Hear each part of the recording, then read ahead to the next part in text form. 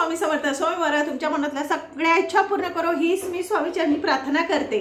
आज मी तुम्हाला ह्या व्हिडिओमध्ये सांगणार आहे मकर संक्रांतीच्या दिवशी आपल्याला काय वस्तू खरेदी करायची आहे आणि अशा काय वस्तू आहेत, अशा काय आहे की त्या आपल्या चुका करायच्या नाही याच्याबद्दल संपूर्ण माहिती सांगणार आहे. त्यामुळे व्हिडिओ लास्टपर्यंत बघायचा. बघा, मकर संक्रांती हा सण अत्यंत शुभ मानला गेलेला आहे आणि मकर संक्रांतीच्या दिवशी आपल्याला म्हणजे आपला वर्षातला पहिला सण आहे आणि ह्या पहिल्या सणाच्या दिवशी जर आपण अशी काही वस्तू आपल्या घरामध्ये आणली तर त्या वस्तूचा आपल्या आयुष्यामध्ये, आपल्या जीवनामध्ये, आपल्या लोकांबरोबर असा काहीतरी फरक पडतो आणि आपल्या घरामध्ये आनंद वातावरण निर्माण होतं.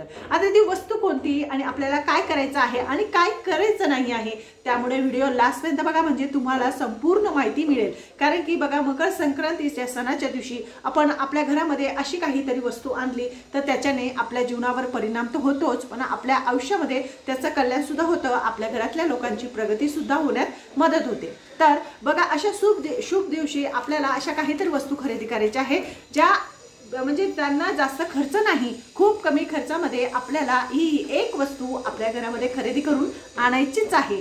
बघा, प्रत्येक स्त्रीने लक्षात ठेवायचं आहे मकर संक्रांतीच्या दिवशी म्हणजे 14 तारखेला मंगळवारच्या दिवशी आपल्याला एक वस्तू खरेदी करून आणायची आहे. कारण की मकर संक्रांती ही खूप शुभ मानली गेलेली आहे. असं सुद्धा म्हटलेलं आहे की ह्या मकर संक्रांतीच्या दिवशी जे देवीने काही परिधान केलेलं आहे, ज्या वस्तू घातलेल्या आहे म्हणजे पिवळ्या कलरचं जी साडी घातलेली आहे, पिवळ्या कलरच्या वस्तू घातलेल्या आहे, त्या वस्तू वर्जित करायला सांगितलेले आहे. आणि ज्या वस्तू वर्जित करायला सांगितलेले आहे म्हणजे घालायला सांगितलेला नाही तो कलर, तर आपल्याला तो कलर घालायचाच नाही. बघा, ह्या ज्या शास्त्र पुराणांमध्ये सांगितलेल्या गोष्टी असतात त्या आपल्याला त्याचं मान्य करावं लागतं, नाही तर आपल्या घरामध्ये त्याचा उलट परिणाम आपल्याला त्याचे दिसून येतात.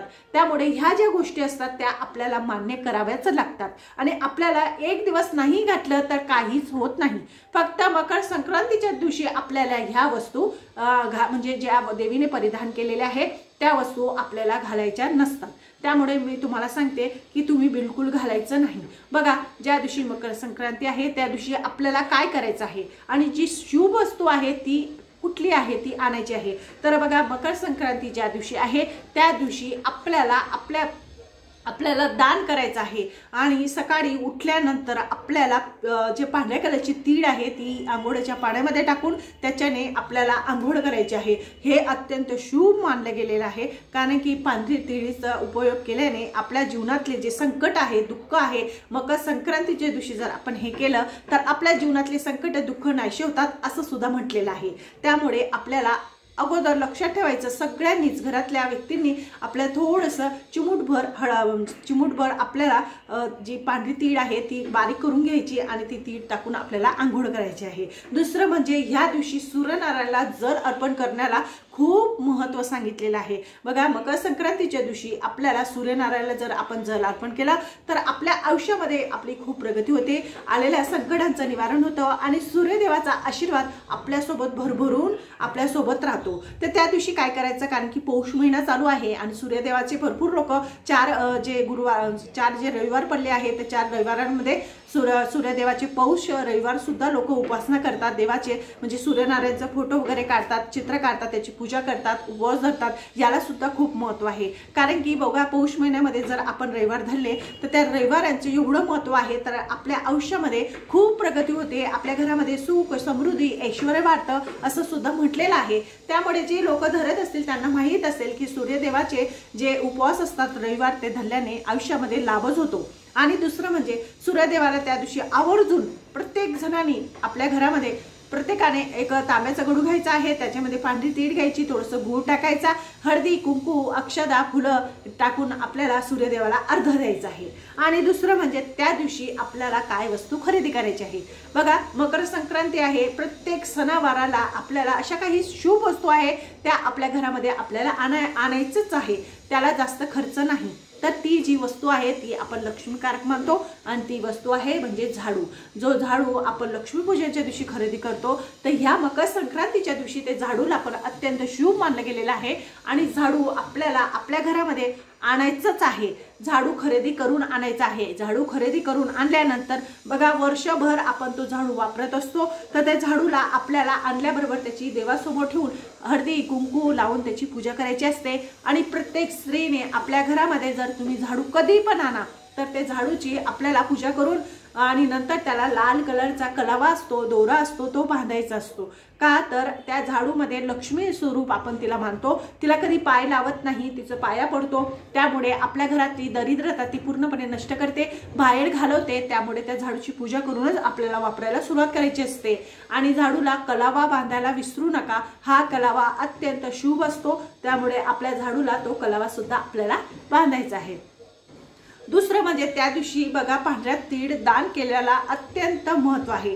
त्या दिवशी आपल्याला पांढऱ्या कलरची तीळ सुद्धा दान करायची आहे. पांढऱ्या कलरची तीळ म्हणजे तुम्ही तीळगुळ घ्या, म्हणजे आपण बघा वाटतो ते तसं तुम्हाला वाटायचंच आहे. त्या दिवशी प्रत्येकाला आपल्याला तीळ आणि गुळ हे वस्तू द्यायची आहे. याचं कारण म्हणजे बघा तीळ गुळ ह्या वस्तू दिल्याने आपल्या आयुष्यामध्येच त्याचा चांगला प्रकारे आपल्याला फायदा होतो आणि आपल्या हातून लोकांना दान सुद्धा होतं. आणि दानाला अत्यंत शुभ असं म्हणजे खूप महत्त्व सांगितलेलं आहे. याच्याने आपला पितृदोष सुद्धा समाप्त होतो. त्यामुळे दान करा. मकर संक्रांतीच्या दिवशी तुम्हाला आवर्जून दान करायचं आहे. तुम्ही रक्तदान करू शकता, भले तुम्ही थंडीचे कपडे लोकांना देऊ शकता, गरजू व्यक्तीला देऊ शकता, काही पण अन्नदान करू शकतात. पण तुम्हाला ह्या मकर संक्रांतीला दान सुद्धा तेवढंच महत्त्वाचं सांगितलेलं आहे. शास्त्रामध्ये सुद्धा सांगितलेलं आहे की मकर संक्रांतीच्या दिवशी जर आपण दान केलं तर आपल्या आयुष्यामध्ये कसलीच कमतरता राहत नाही, जीवन हे सुखमय होतं. त्यामुळे आपल्याला ह्या वस्तू दान करायच्या आहे. आणि दुसरं म्हणजे सौभाग्यवती स्त्रियांनी ह्या दिवशी आवर्जून आपल्या घरामध्ये काय वस्तू खरेदी करायची, पहिले म्हणजे झाडू. सुवासिन स्त्रियांनी आवर्जून भले तुम्ही साडी घ्या, टिकल्यांचं पॉकेट घ्या, रबर घ्या, काहीतरी वस्तू तुम्हाला सौभाग्यवती स्त्रीने मकर संक्रांतीच्या दिवशी खरेदी करायची आहे. असं म्हटलं गेलेलं आहे की ह्या दिवशी जर आपण ह्या वस्तू खरेदी केल्या तर आपल्या आयुष्यामध्ये सुख समृद्धी येते. आणि दुसरं म्हणजे बघा तुम्हाला त्या दिवशी तुळस सुद्धा खरेदी करायची आहे.